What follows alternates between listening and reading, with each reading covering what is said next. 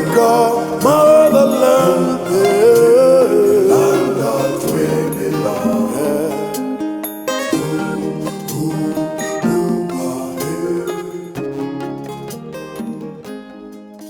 Yebo, yebo, yebo, yebo, yebo. Big up Mali. Big up Assimi Goita. Yeah, man. I don't know why this is not a celebration in Africa. I don't know why this hasn't gone viral. But Mali becomes the first African country to clear or pay off its debt. Mali does not owe any foreign bank a dime. Mali has paid off its debt. You know what that means for Mali? Mali is on its way to prosperity, economic independence, and self-reliance. Yama. Majority of African countries, they're still in shackles of foreign banks with loans they cannot pay back. You know, Mali should serve as a good example for the rest of Africa. With good governance, Mali is going to see progress. Mali is going to see a lot of development if well managed. Big up Mali. Big up Assimi Goita. Mali has shocked corrupt African leaders after it announced a clearance payment of $332 million that have made the country the first African country to be free from any foreign and domestic debt. Did you hear that? Well, maybe let's ask, for how long has Assimi Goita been in charge of this country? What magic has he used to free the country off its debt? What do the puppet African leaders think about this move?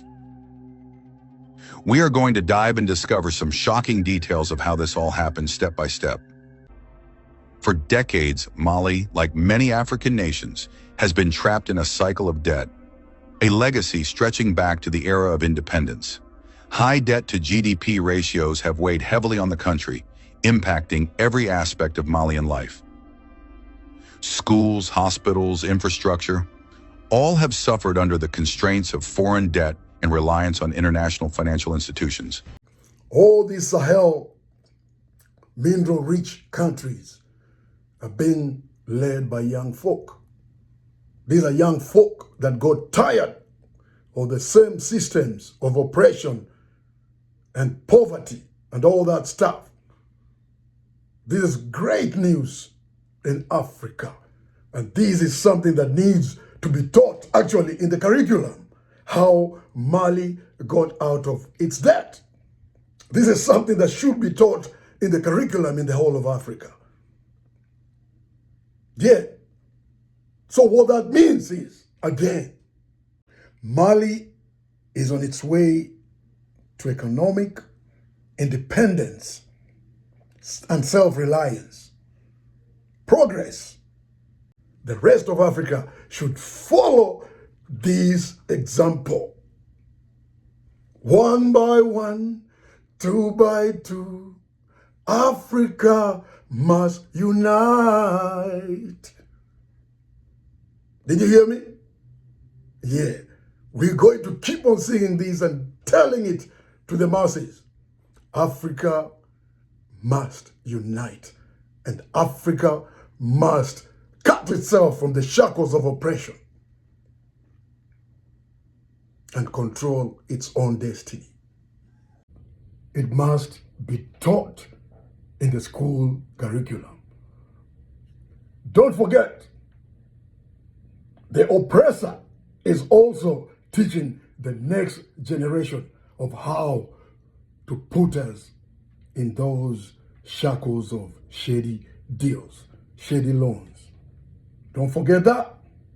Yeah, man.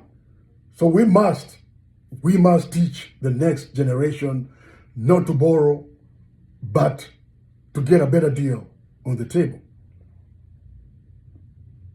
You control the resources, you control the world. It's as easy as that. Simple. Yebo, yebo, yebo, yebo. We got a lot of what to do of cleaning up the house, cleaning up all these corrupt monsters, chuck them out, and take over for better future or brighter future. Yeah, man. Clear the house. In fact, Africa should not be borrowing. With all these natural resources we got, they are the ones who should be borrowing from us. It's not the other way around. Yebo. We did it before, we must do it again. My people, yeah. Industrialization, we must set up in Africa. Oh yes, yeah. Hospitals, universities, we must set up in Africa. Oh yeah. Control of our economies is a duty we must achieve. Oh yes. Stamp out corruption so that we can make progress. Africa, motherland, land of we belong. No more colonization and exploitation. My people, yeah, we belong. No more corruption and selfishness. My people, yeah, we belong. Oh yeah. Yeah, man. Yeah, man. No more colonization and exploitation, my people, yeah.